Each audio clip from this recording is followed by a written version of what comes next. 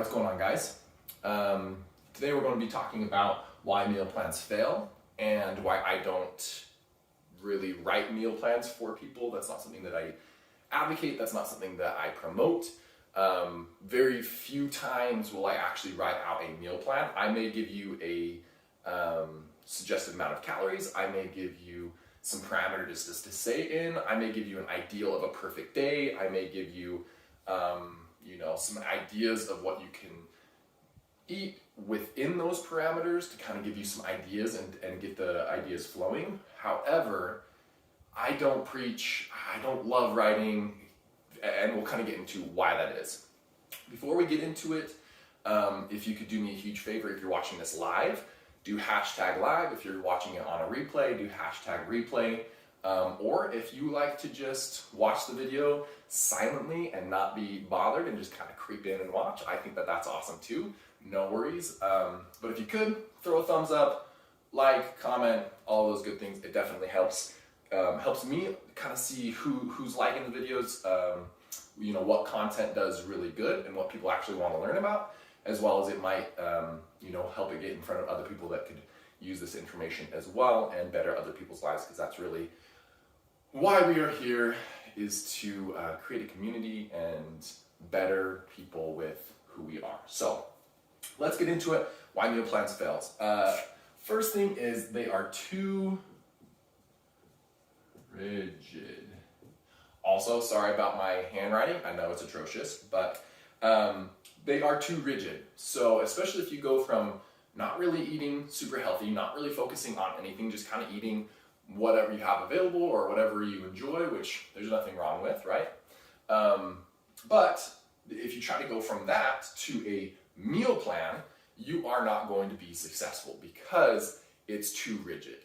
Especially if you come to me and I don't know all of the foods that you like to eat. I don't know all of the foods you don't like to eat. I may put in chicken or fish or some other type of lean meat and that you don't like to eat, and then you're not going to eat it, or you're going to eat it for a little bit of time and hate it, and so it just does not work out. So first thing is they are too rigid. The other thing is they have really low adherence. So not because they are too rigid, you're not going to stick to it, right?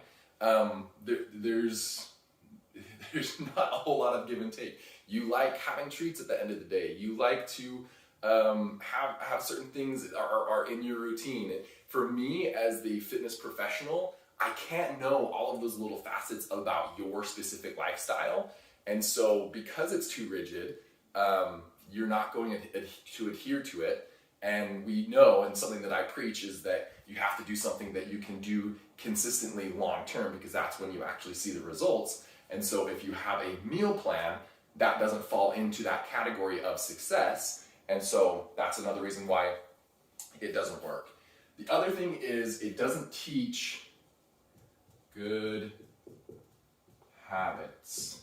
I'm all about education, right? I'm all about learning how to do this for yourself indefinitely, because if you always have to look to somebody else for your health, you're not going to be successful long term. And that is what I preach 100% of the time, is doing it for yourself long term, and having a meal plan does not teach those healthy or those good habits. So let's say in an ideal world, or in a world that you could actually stick to a meal plan, you stick to it, you get to the weight that you want to be, and then what, right? And that kind of brings me to the thing after. So what are you going to do after the fact? So you get there, but because you didn't learn good habits, because you didn't learn why the meal plan actually worked for you, you have none of the education component. What are you going to do after? You're going to go to another meal plan? You're going to go to another individual to try to learn, or to have them write you something? Like, you see what I'm saying? It doesn't teach the good habits. It doesn't teach the education component. You don't find out why the meal plan works, and what are you going to do after the fact? These are some solid questions before you ask, should I have a meal plan? The other thing is, meal plans, typically, if whoever's writing them for you is doing it in the right way, they'll get some information from you. to build out your set calories, your set macronutrients, so that you can be in a caloric deficit if you're trying to lose weight, and a caloric surplus if you're trying to gain weight. However, that is just a starting point, okay? So right here I'll put numbers change. So your meal plan is based off of certain parameters: how much you move, how often you exercise, how hard those exercises or how hard those workouts are, your height, your weight, your BMI, so your body fat mass index, or your body mass index, your gender, your age.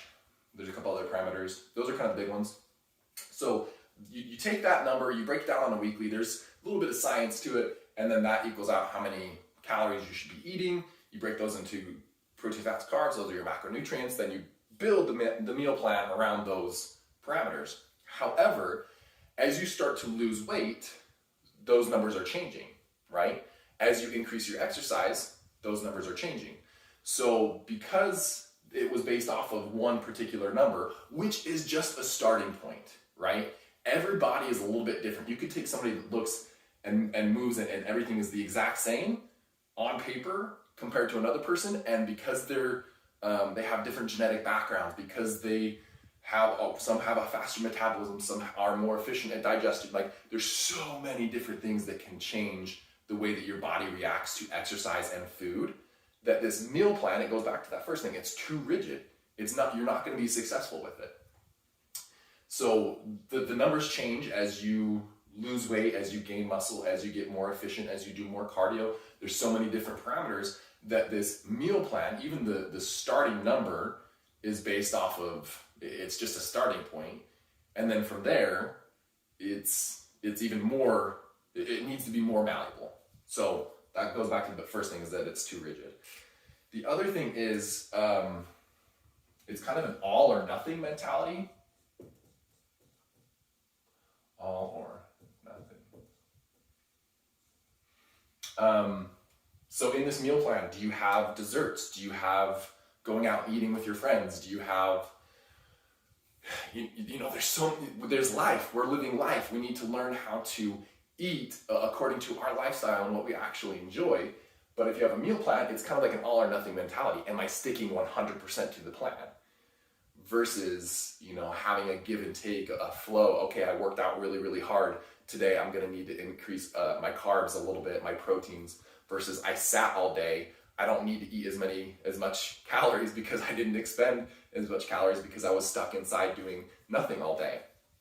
Right? You see the mentality, you see the switch, you see how it should actually work versus these set meal plans and workout programs that are kind of cookie cutter. They're not successful. You're not going to be successful. Meal plans do not work. Workout programs do not work. Having a starting point, having some certain parameters that you're trying to hit or write down, or those types of things, those things work as long as you are being held accountable, as long as there's give and take, as long as you can change as your body change, as your mindset changes, as those things get, adjust, your plan needs to adjust as well.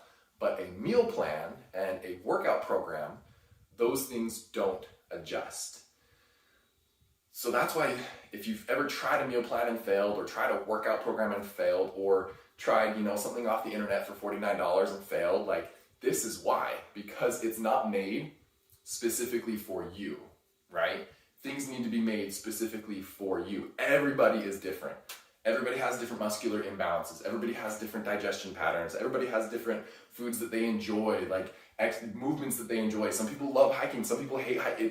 There's so many different things that if you try to do a one-size-fits-all meal plan or workout program, you found something on the internet, or you found an influencer that sold you something for $149 or whatever the hell it is, like, those things won't help you be successful long term. And that is what I'm 100% about. That is why I do what I do, because I genuinely want to help people take back their health. But a huge portion of that is the education component. It's not just doing what I tell you to do because I told you to do it. It's okay, we're going to exercise this way, we're going to eat this way because of X, Y, and Z. And then once we get there, then we're going to adjust, and we're going to adjust this thing and that thing. And there's so many different components to it that having a meal plan and a workout program doesn't prepare you for life, which that's what this is all about. The reason that you are trying to get healthy, you're trying to get more fit, you're trying to lose weight, you're trying to do all of these things, is to have a healthier, better, longer, higher quality of life. And you can't do that with a meal plan and a workout program. So if you have any questions, throw them in the comment section below. If you want to work with me, I would love to work with you. We'll kind of put together a game plan, see if we're a right fit. We also have a group. I'll put that in the description above so that you can have that as well. Sharing a lot of good information there as well. So like I said, any questions, let me know, and I'll check you guys in the next one. Thanks.